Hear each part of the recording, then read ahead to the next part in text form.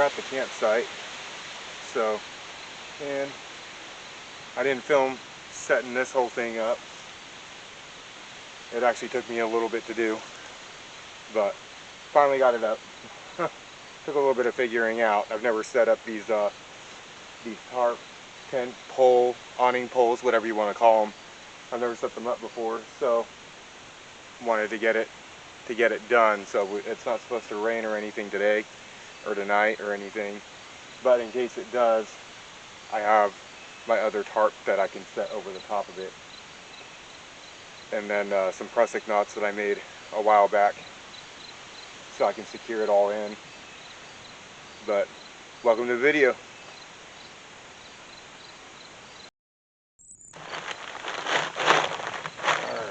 So for people who don't know what a prusik knot is, it's basically like a friction knot. So it's used for friction. So when you have it on there like this, just kind of pull these things tight. So no matter where you are on the line and everything, you can move this thing very easily just by kind of sliding it. But any sort of tension that you put onto the loops itself, they'll hold in place. And that way whatever you have secured onto there isn't going to move. So it's a pretty cool little knot to learn. I found it on YouTube and everything, wanting to learn a few knots so that I could use them when I'm doing stuff like this. Just going out camping, if I have a tarp, whatever I want to set up, I can do that. You can, once you put your tarp onto here and everything, the loops actually help though too. I'm going to put some carabiners onto here so I can hang other stuff onto it. So I've got my lantern that I'll use, but I just want to go over that for a minute.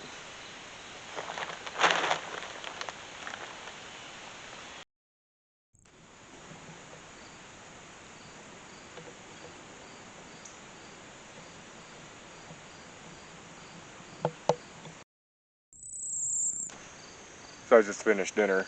I haven't made hamburger helper in years, so that was pretty good. But yeah. So tonight's ghost story is going to be an experience from when I was a security guard. So, and it's the experience is why I went to that spot. So why I took over from the previous security guard that was there. But I hope you guys like it.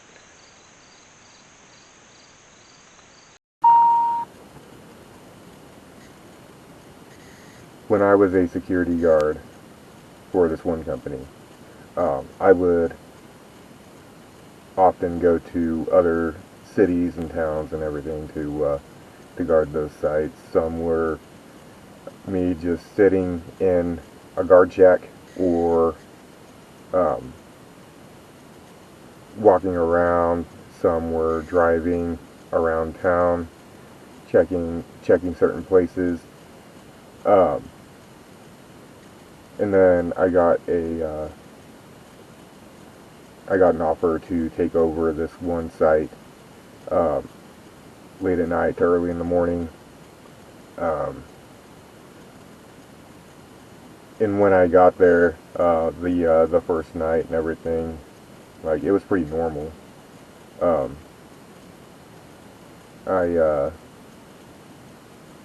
got the hang of the route that I was going to take and everything, and what I was checking.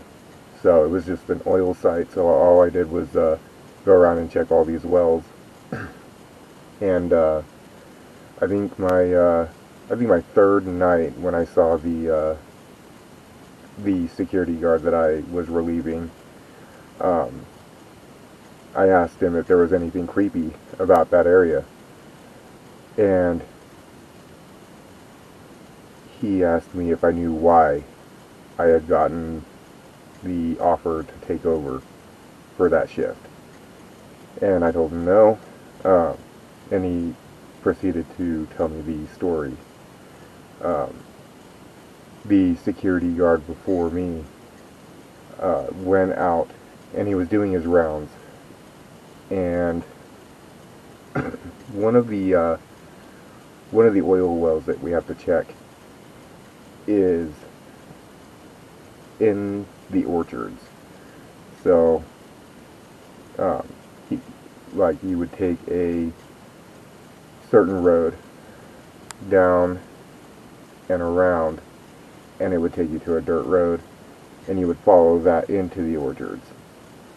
And about halfway through, you would see the silo sitting by itself right in the middle.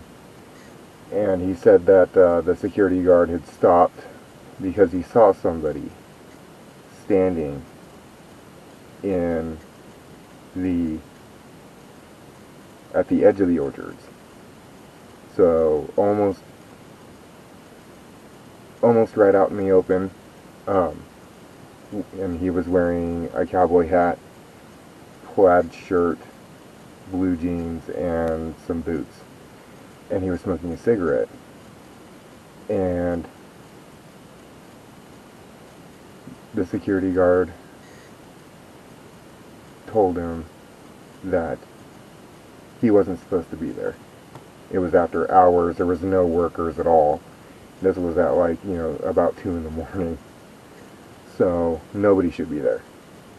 And that is when the guy turned around and he walked back into the orchards. And the security guard started to follow him. And that is when the security guard got to the edge of the orchards, right where the guy was standing. And the guy completely disappeared.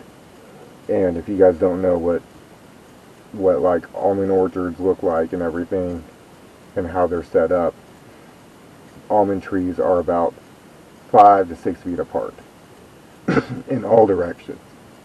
And so there is no way that he could just disappear like that. He looked around and he just couldn't see him. That scared him a lot, from what I was told. And it wasn't even just that. There is a house that you have to check, and I have an experience with that one. It was the first thing that I would have to check. And one night I was making my rounds. I checked the house at the start of my shift, made sure that the doors were locked, windows were closed, curtains were closed, everything. So, and they were at the beginning of the shift. And I went all the way around and made all of my checks, checked every single oil well that we had to check. And it was on my way back, I was passing by the house, and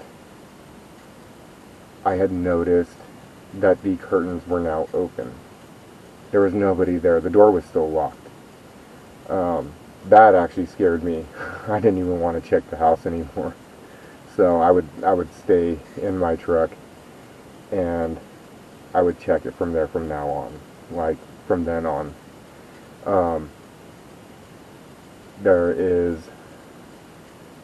I talked to the operator of the wells and everything. He would show up around 2 to 3 in the morning and do his checks on the wells. And I had asked him about some of the ghost stories that he has seen or heard, anything. And he told me to, he asked me if I had ever gone up to the office and everything, if I just have parked up there. And I told him no. And he said to park behind some C trains that were behind the office. turn off the vehicle and wait. So I did. And there was a laughter, like kids playing.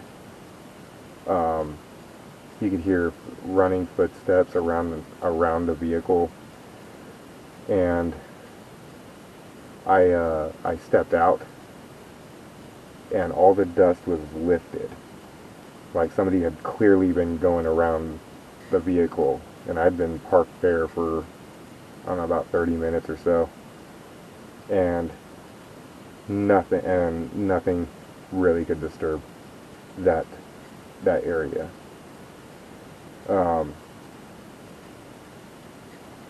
There was a lot with that site. There was the clown house, which there wasn't any clowns involved or anything. It was just the way that it looked. It was under development or something, or it used to be. It was already a built house. The driveway was out and everything, and there was just like all this dirt and like a mound and everything. You couldn't even drive over at all. There was like a mound of dirt, and then there was a ditch, so there was no way to drive over. But if you walked up to the house, you just got this really odd feeling, like you weren't alone. And then the operator told me about his story, and one that I never wanted to do. He said that if somebody were to park underneath this one light pole on the property and sit and wait, and they fell asleep, which he did. He fell asleep at that one. He woke up, and there was this guy dressed in a tuxedo trying to get into the door, and like he was freaking out. He didn't know what was going on at that time. This was, I think, his very first time that he had ever experienced anything like that. The tuxedo man was trying to get into his door and staring at him through the window. And after, I don't know how many seconds or minutes went by, and the operator said that he just disappeared. There was nobody at all. After that, he never parked in that spot again. It really did scare him, and it scared me just hearing about that. I never wanted to park in that spot at all. I knew what spot he was talking about. Like, there was a fence, some vehicles behind that, and then a light pole right at the corner.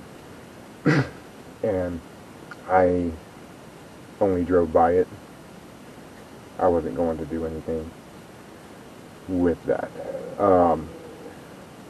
There was also the security guard that I relieved. He had previously worked the night shift there, and he had stated that there was a girl in 2010, probably around 16 to 17 years old, and she was hit by a car late at night going home. She had stayed late at school and everything, and so a drunk driver had hit her, and he said that on a foggy night he was driving and he checked the well that's right across the street from the school, and he saw this girl walking down the street with a gray sweatshirt on, hands in the pockets, hood up, and he had stopped and asked if she was okay, if she needed to call home, call a ride, whatever, and she just kept on saying no, shaking her head. well, he couldn't see her face. Um, the hood was just over, and um, eventually he had like wanted to make sure that everything was okay, and he kind of like bent down to kind of see her face clearer, and there was no face. It was just like a void. I'm not sure what happened after that. I can't. It's been years since I heard that story, and I did look it up recently because I wanted to know what like if everything that he had said was actually true and everything even back then. Because it was just a few years after she was hit that I heard that story, and and it actually happened. um, and it wasn't just her. There was there was a boy also around her age, and almost around the same time that was also hit by a drunk driver. Um, so, but it was one of those sites and everything that I just wanted to, kind of find out all the ghost stories. Um, Another thing with that house, um, when you park in the driveway of that house to check the windows and the doors and everything, and you shine your light up at the second story window, and you kind of just let it linger, um, like you don't just do like a quick look. Um, you just leave your flashlight, spotlight, whatever. We had spotlights on the truck, so. Um, but if you leave it there, um, you could see a hand, like it was like this, and like this woman would open the curtain and peer out. Now nobody lived in that house. It was bought by the oil company. They were turning it into their office at the time and everything. They had all the stuff kind of piled out in the driveway right next to the garage. But yeah, there was a lot with that site that kind of freaked a lot of people out. I mean, there was a pentagram, or it might still be there. There's a pentagram that is in the middle of an intersection, right down the street from the house, where people would do um, satanic worship. Sometimes you could find some eggshells or some blood splatter from like probably a chicken. Um, but yeah, there was a lot with that house and that entire site. But I think that is the end. There's nothing left to tell you guys about that site.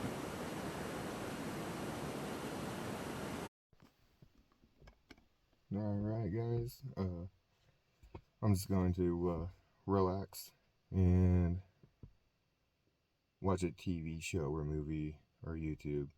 Not really sure yet. So, I will see you guys in the morning.